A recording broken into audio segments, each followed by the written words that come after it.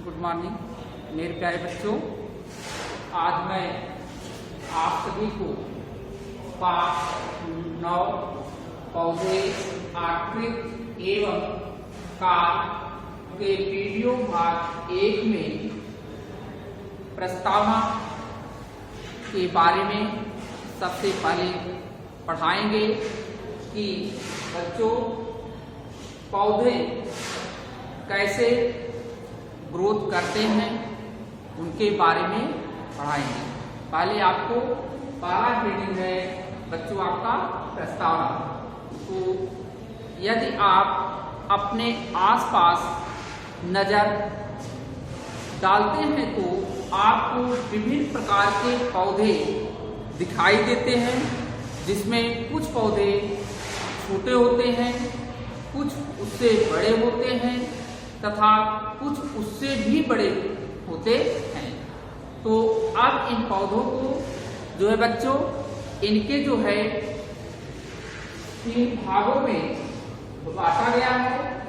पहला है साग, दूसरा है झाड़ी, तीसरा बेटा आपका वृक्ष।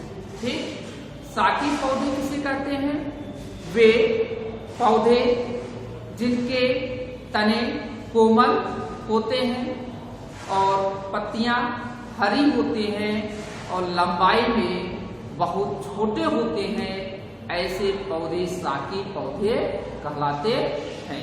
ये बच्चों, जैसे आपका पालक है, देखे होंगे, ये क्या है बेटा आपका साकी पौधा है। ठीक, अब दूसरा है झाड़ी पौधा।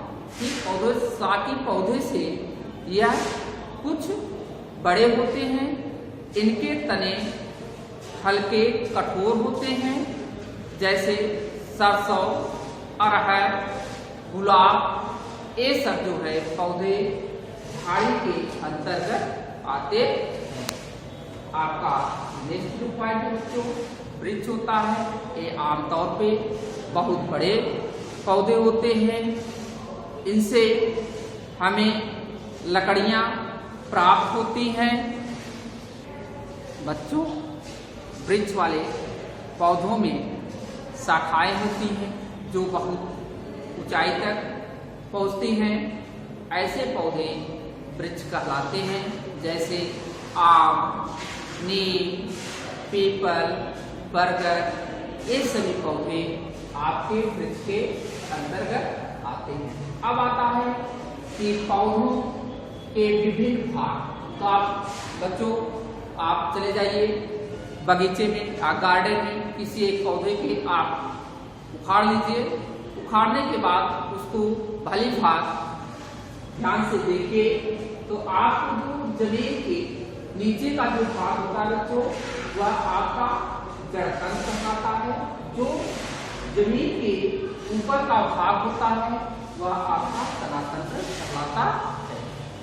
तो बच्चों, अब तना तंत्र पर हम ध्यान देते हैं, उसमें एक मोटी सी जो है आपको तना को दिखाई देता है और उसमें आपको बहुत सी पत्तियां दिखाई देती हैं, और आप ऊपर जाएंगे आपको फल दिखाई देगा।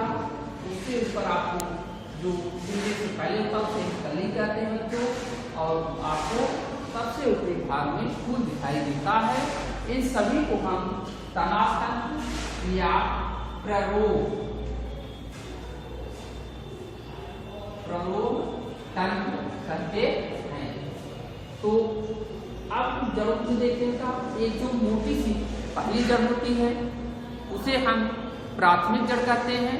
उस प्राथमिक जड़ से एक जड़ें निकली होती हैं जिसे हम द्वितीयक जड़ कहते हैं, और तृतीयक जड़ का व द्वितीयक जड़ से ही निकले होते हैं। तो बच्चों, आप जड़ तंत्र के बारे में और अच्छी सी जानकारी रखना चाहते हैं तो आपके मार्केट में या आपके खेत में मूली का पौधा होता है, उसे आप उखाड़ लीजिए। ठीक, आपको उसमें ये 3 प्रकार की जो है जड़ें दिखाई देती हैं। तो बच्चों, अब मैं आपको एक एक करके जो है इन सब के बारे में यहाँ पर मैं पढ़ाऊंगा। अब आता है आपका बच्चों जड़ तंत्र। ठीक, आपका रूट सिस्टम आता है जड़ तंत्र। जड़ तंत्र जो है दो भागों में बांटा गया है। पहला है आपका मूसलाधार, जिसे अंग्रेजी में टाइट रूट बोलते हैं। दूसरा बच्चों है आपका अपस्थानिक जड़ें, जिसे हम फाइब्रस रूट बोलते हैं।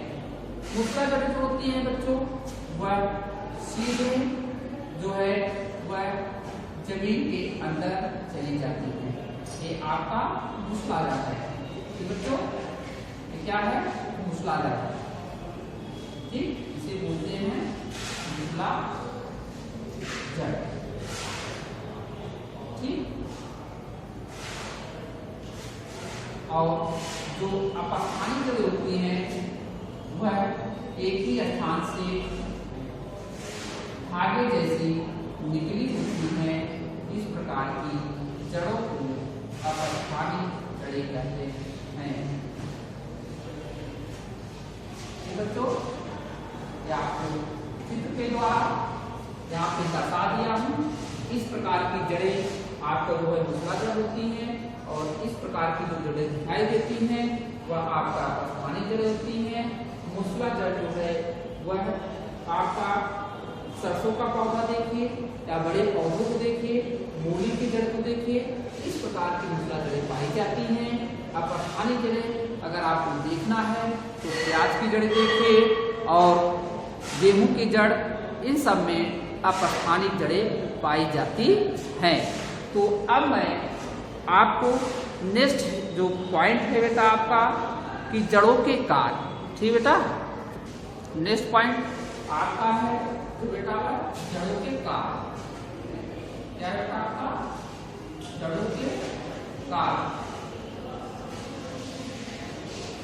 ठीक, तो जड़ों में आप एक पाएंगे बेटा जाइलम, ऊतक, जो जमीन से खनिज पदार्थ तथा जल को अवशोषित करके पौधे के विभिन्न भागों तक पहुंचाता है, उसे हम जाइलम कहते हैं। और जड़ों के जो है विभिन्न कार्य होते हैं।